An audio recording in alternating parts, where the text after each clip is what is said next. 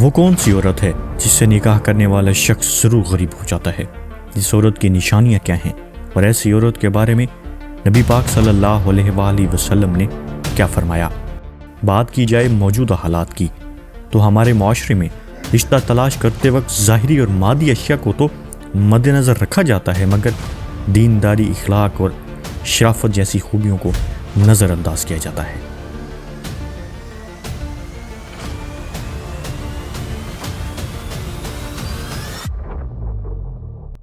جو عملی زندگی میں اہم کردار ادا کرتی ہیں، جس کو نظر انداز کرنے کی وجہ سے ہمارے معاشرے میں طلاق کی شرح بڑھتی چلی جا رہی ہے۔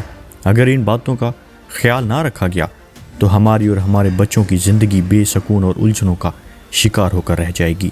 آج کل رشتہ تلاش کرنے میں جو انداز استعمال کیا جاتا ہے اور جو معیار رشتے کے لیے طے کیا جاتا ہے وہ انتہائی غلط ہے۔ لڑکے والوں کی یہ تمنا ہوتی ہے کہ لڑکے کے لیے ایسی لڑکی مل جائے جو ماں باپ کی اکلوتی ہو، اور ماں باپ امیر ہوں تو زیادہ بہتر ہے۔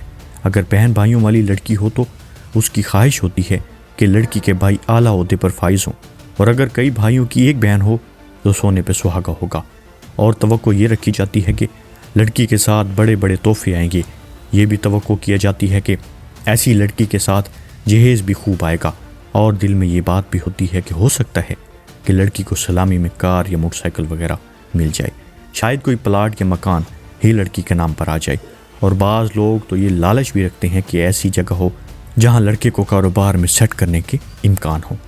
اگر اس کو نوکری لگوانے کا امکان ہو تو کچھ لوگ تو ایسی لڑکی کی تلاش میں ہوتے ہیں جو کسی اچھی نوکری پر فائز ہو۔ یہ سبھی چیزیں باتیں ہیں۔ ان چیزوں کی لالچ ذہن میں لیے ہوئے اکثر لوگ رشتہ تلاش کرتے ہیں، حالانکہ نبی کریم صلی اللہ علیہ وآلہ وسلم کا فرمان ہے کہ دنیا سے بے رغبت ہو جاؤ اور اللہ کے محبوب بن جاؤ۔ دوسری جگہ ارشاد ہے کہ دنیا کے مال و اسباب سے بے نیاز ہو جاؤ تو لوگ تمہیں اپنا محبوب بنا لیں گے۔ لیکن جو حالت ہماری ہے، اور اس سے ہر کوئی بخوبی واقف ہے کہ ہماری سوچ پر دنیا ہی بیٹھی ہے، اور دنیا کا ہی ہر کسی کو نیاز ہے۔ ہر کوئی چاہتا ہے کہ دولت ہاتھ آ جائے۔ ہمارا معیار ہے، ہماری مادی اشیاء ہیں، دنیا ہی کی مال و دولت ہمارا معیار ہے۔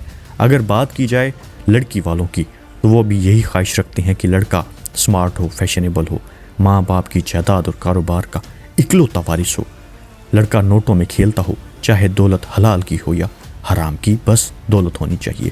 اس کی خواہش ہوتی ہے کہ لڑکا بیرونی ملک میں جاب کرتا ہو، ڈالر کماتا ہو۔ غرض یہ جتنے بھی معیار طے ہوتے ہیں وہ دنیاوی مال و اسباب کی ہی بنیاد پر طے ہوتے ہیں، اور جب اس طرح کے معیار لے کر رشتہ بنانے کی کوشش ہوتی ہے تو ہر بار لڑکے والوں کو خالی ہاتھ لوٹنا پڑتا ہے، اور لڑکی والے ہر آنے والے رشتے کو ٹھکراتے رہتے ہیں۔ ذرا سوچئے کہ اچھا رشتہ کون سا ہوگا؟ وہ رشتہ جس کا معیار ہم نے بنایا ہوا ہے وہ اچھا رشتہ ہوگا، یا جس کا معیار ہمارے آقا محمد مصطفیٰ صلی اللہ علیہ وآلہ وسلم نے بنایا ہے؟ یاد رہے کہ ہر باپ اپنے بیٹے کے لیے اور اپنی بیٹی کے لیے اچھے رشتے کی تلاش کا ہی سوچتا ہے، لیکن ہر باپ کو یہ بھی سوچنا چاہیے کہ اچھا رشتہ وہی ہے جس کو ہمارے پیارے نبی محمد صلی اللہ علیہ وآلہ وسلم نے اچھا بتایا ہے۔ اس لیے چاہیے کہ اگر آپ کی بیٹی کے لیے اچھا اور دیندار رشتہ آئے جو ضروری تقاضوں کو پورا کرنے والا ہو تو اس کو اپنا لینا چاہیے، اس کو ٹھکرانا نہیں چاہیے۔ رسول اللہ صلی اللہ علیہ وآلہ وسلم کا فرمان ہے کہ اگر کوئی ایسا شخص تمہاری لڑکی کے لیے رشتہ بھیجے جس کے خلق کو دین سے تم راضی ہو اور اس سے نکاح کر دو، اور اگر نہ کرو گے تو زمین میں فساد اور فتنہ پیدا کرو گے۔ معلوم ہوا کہ بلا وجہ رشتہ ٹھکرانا اللہ کی ناراضگی کا سبب ہے، اور اگر لڑکی والے رشتوں کو روکیں گے تو پھر معاشرے میں فساد کا ڈر ہے، پھر ایسے معاشرے میں فتنے پھیلیں گے اور ایسے معاشرے میں فساد ہی پھیلیں گے۔ ایسی عورت سے نکاح کرنے والا غریب ہو جاتا ہے۔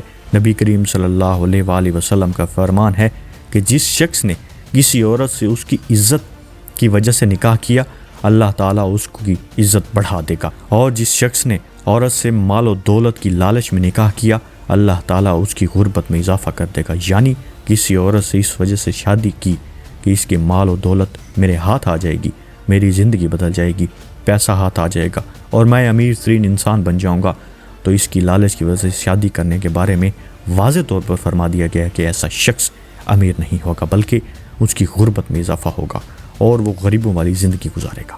اس عورت سے نکاح سے سخت منع کیا گیا ہے، کیونکہ جو مرد اسی خواہش میں اس عورت سے شادی کرے گا تو اس کی امیری نہیں بلکہ اس کی غربت میں اضافہ ہو جائے گا۔ اور پھر فرمایا کہ جس نے عورت سے اس کے حسب نسب یا اس کی بڑائی کی وجہ سے شادی کی تو اللہ تعالیٰ اس کی امیری کو بڑھا دے گا۔ ہم خود ہی سوچ لیں ہمارا طے کیا ہوا معیار ہمیں کس طرف لے جائے گا۔ یاد رہے کہ عورت کا اپنا مقدر ہے، اس کے مقدر میں جو کچھ لکھا گیا ہے اس کو اس کے گھر والوں کو ضرور مل کر رہے گا۔ اس لیے چاہیے کہ لالچ کو ذہن میں جگہ نہ دی جائے اور بجائے لڑکی کی دولت پر نظر رکھنے کے اس کے دینداری کو پرکھا جائے، اس کے اخلاق کو دیکھا جائے، اس کی شرافت کو دیکھا جائے، تاکہ آپ کا گھر کافی اشیاء سے نہ بھرے بلکہ سکون کی دولت آپ کو نصیب ہو۔ یاد رہے کہ 3 قسم کی عورتیں کبھی اپنا گھر آباد نہیں کر سکتی۔ ایک، جھوٹ بولنے والی، یاد رہے جھوٹ کی بنیاد پر بننے والے رشتے جلد ٹوٹ جاتے ہیں۔ دوسری، بغض رکھنے والی عورت، یاد رہے امام علی علیہ السلام کا قول ہے کہ بغض کی وجہ سے گھر کی خیر و برکت ختم ہو جاتی ہے۔ اور تیسری، دھوکہ دینے والی عورت کبھی بھی اپنے گھر کو آباد نہیں کر سکتی۔ شادی یا نکاح زندگی کا ایک ایسا معاملہ ہے جو زندگی بھر کا معاملہ ہے، کیونکہ نکاح کا بندھن ایسا بندھن ہوتا ہے جو 2 فریقین کو زندگی بھر کے بندھن میں باندھ دیتا ہے۔ اس لیے کہا جاتا ہے کہ جب بھی یہ فیصلہ کیا جائے تو سوچ سمجھ کر کیا جائے، چاہے لڑکے کے لیے لڑکی کا انتخاب ہو یا لڑکی کے لیے لڑکے کا انتخاب ہو۔